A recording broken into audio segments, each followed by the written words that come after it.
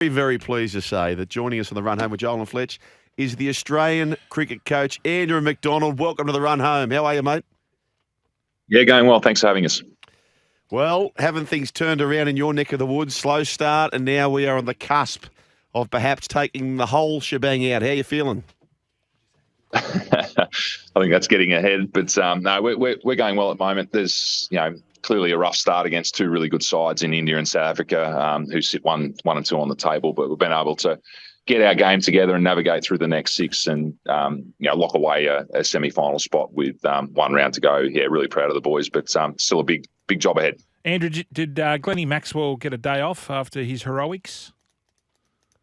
Yeah, he's had a day off. He got the luxury of travelling down to Pune on the bus. So everyone's arrived well, and the boys will have another day off today as well. So mindful of the recovery at the back end of the tournament, coming into the Bangladesh the game, and we'll have our final training session tomorrow. So we've called training off today to give everyone that chance to recover a little bit further. Take us through the roller coaster of that night for yourself. Obviously, it's an amazing performance by Maxwell, but you as the coach, things are going pear-shaped. All of a sudden, wow, we're witnessing something that we probably never see again. Yeah, I mean, it was an emotional roller coaster for everyone. I mean, one of the conversations was, what does this mean for our net run rate? And then as every run went forward and Glenn started to play some amazing shots, you sort of ebbed and flowed between what does it mean for our net run rate into just appreciating what was happening and some of the stroke play. And, just the creative genius of the innings was something to behold. And just glad I could say I was there on that night. So was it just cramps, Andrew, with because we saw him sort of after basically wasn't using any of his feet. Was it just purely cramps, or was it hemi as well?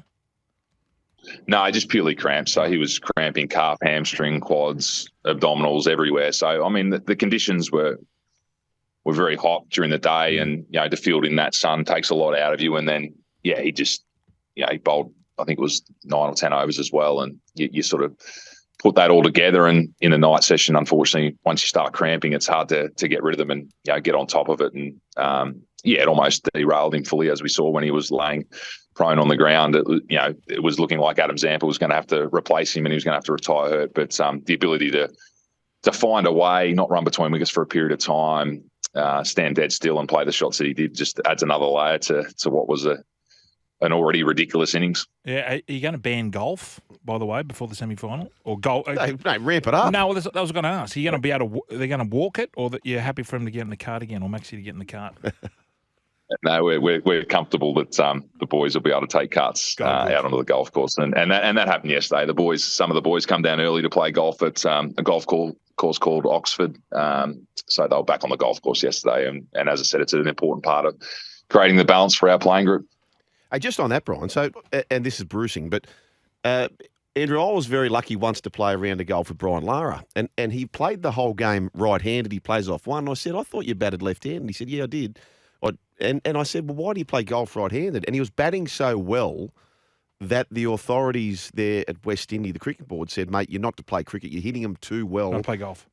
You're not to play golf. You're not allowed to play golf. So he said, okay, what if I play right-handed? So when you see someone like Maxie have such a stellar innings, are you tempted to say, mate, please do not play golf or interfere with the way you're hitting things at the moment? Do you think about stuff like that, or just play on?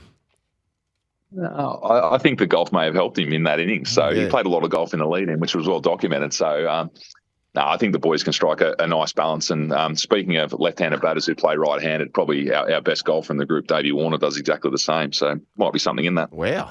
What about you, Andrew? Did you get out there as well?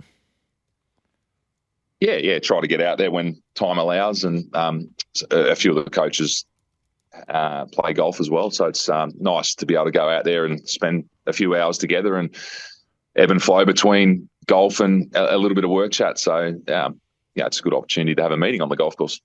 Vertigo is a symptom rather than a condition itself. It's the sensation that you or the environment around you is moving or spinning. This was the case for Steve Smith. He didn't play in the match. What's the latest with Smithy? Yeah, unfortunately, he wasn't able to take part in the game. My understanding, I don't have a great understanding of what it all means, but from a medical point of view, that he's trending in the right direction for the next game. And I think, unfortunately, it hit him just at the wrong time we weren't able to get on top of those symptoms to be able to go and play the game. So it was a late call, last minute. But yeah, it's all looking good for him to train tomorrow and then be available for selection going into Bangladesh, which is a real positive for us. We didn't realise at the time, but it says the sensation that you or the environment around you is moving or spinning. So after Melbourne Cup Day, we had vertigo, Brian. Is that what That's what it was. Hey, Andrew, what did you get up to for Melbourne Cup Day? Was the Australian cricket team able to get around the occasion? No, it was a little bit early in the morning. I think a few of the boys got up and had a look at it. Those keen punters that are in the group, I think they may have had a little flutter and had a watch, but most of the playing group and staff would have been sleeping through that to get ready for the afternoon. Hey, Andrew, Adam Zampa is absolutely flying at the moment, so he's got his coffee ordering just right, I'd imagine. So how's him and Marcus Stoinis going? Because we were laughing at when the Amazon showed the test, and I didn't realise how much he was into his coffee. Is that still the case? Yeah, I think they call it the Love Cafe or something like that. So yeah, I think that's still up and going. There's a bit of competition in the marketplace. Marnus and Alex Carey rate themselves as baristas as well. So there's a couple of rooms that temporary cafes on the journey through India. Wow. So it's been nice to have those options. So could the Australian cricket side, could they go outside and just go to a local cafe, or by the reports that the Indian crowd, like the Indian population, the fans would just flock to them, or can they just walk downstairs and go and get a coffee? I think it depends who you are and what you're dressed in. But in Mumbai, there's some options close to the hotel where the boys were able to take in the local cafes. But generally speaking, as I said, they set up in their rooms and gather, and Marn creates an option, and so does Zamps. I tell you what about the timing of this? So, chatting to Andrew McDonald over there in India, and the moment you said the term Mumbai, Mumbai Muse has just won it. Oh, no. On H Day. It's literally just $8. won, as you've said that. So, okay, what's the plan? You've got two big games to come and two mighty assignments, South Africa, then probably India. What needs to happen? Is there areas we need to improve upon? Yeah, there's no doubt areas that we need to improve upon. We had a slow start, and we feel as though we've made some really good improvements in certain areas. And there's others that we'd like to be a little bit sharper in. And that's what it's going to come down to on the day, is the ability to execute under that extreme pressure in that moment. So we feel as though the group's trending in the right direction on the back of a slow start.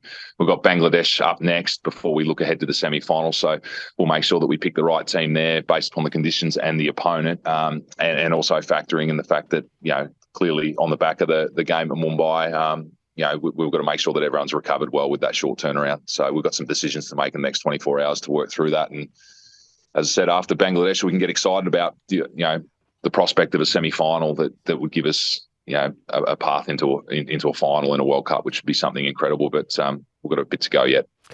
Speaking of slow starts, the slow start of Angelo Matthews, and we're talking about this yesterday, Andrew, where just imagine if it was Virat Kohli who did that locally. And he was. What did you make of all of that?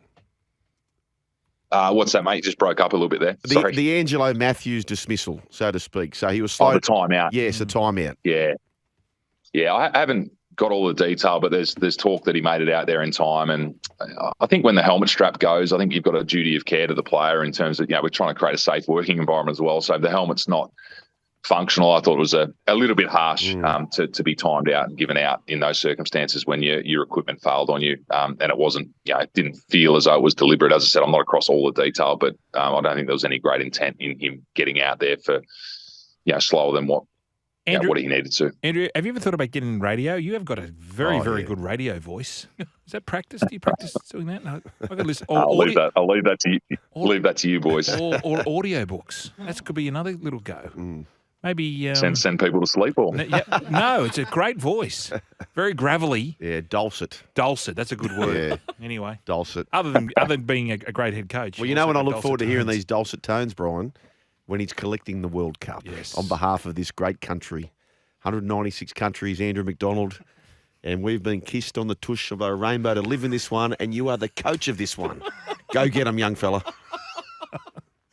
Thanks for the support, gents. That was a great. That was Yeah, good. I'm there he up is. and about now. Now, Andrew McDonald, thanks Thanks, for joining Andrew. the Run Home with Joel and Fletch, the Australian cricket coach. We're all behind him, and we cannot wait. This is the Run Home with Joel and Fletch.